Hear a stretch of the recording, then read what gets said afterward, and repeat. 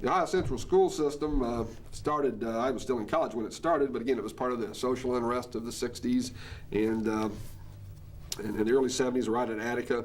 A lot of changes were going on in corrections around the country, and in Ohio, Bennett Cooper, who was then the commissioner, or I think was commissioner of the Division of Corrections and inside the Department of Mental Hygiene, he formed a group to look at education across the country. It's called Rehabilitation Education. It was in 1972.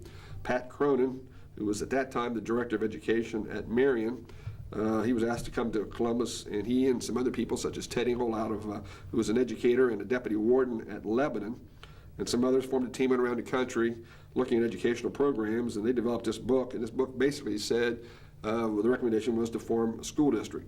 At that time, Texas had formed the first prison school district in 1969, and some other states were in the process of forming school districts. And Ohio was able to have ours issued in April of 1973, issued by the Department of Education. So we're one of over 600 school districts in Ohio.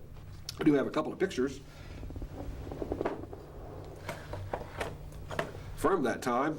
Here, again, I was still in college at the time, but here's our director at the time, Bennett Cooper, receiving our school charter from Martin Essex. Dr. Martin Essex was the superintendent of public instruction for the state of Ohio for all public education, K through 12, for many years, and is a bit of a legend both Ohio and nationally, as is Dr. Cooper. So you're talking two legends and two people who were very instrumental in making a lot of change in Ohio and in the country. Then I have another picture of the group. And some of the other players that were involved. We had Pat Cronin, again, our first director of education, with Martin Essex, Dr. Bennett Cooper, and some of Dr. Cooper's deputy directors at the time, Bud Metz and Joseph Palmer, were very instrumental with working with the Department of Education in making the Ohio prison system chartered. And I don't have an actual copy of the charter, but here is basically what it looks like, either one of those two. We proudly hang these up in each of our prisons in the school area.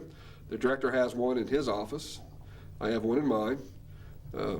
Again, I think it's probably the biggest thing that ever happened to us in Ohio, was everybody is properly certified. We function just like a school district you would find anywhere in the state of Ohio, but we do gear our education toward the special needs of adult incarcerated learners as opposed to K through 12. But the teachers are duly certified, guidance counselors, myself, and everybody. The Director Wilkinson, serves as our school board.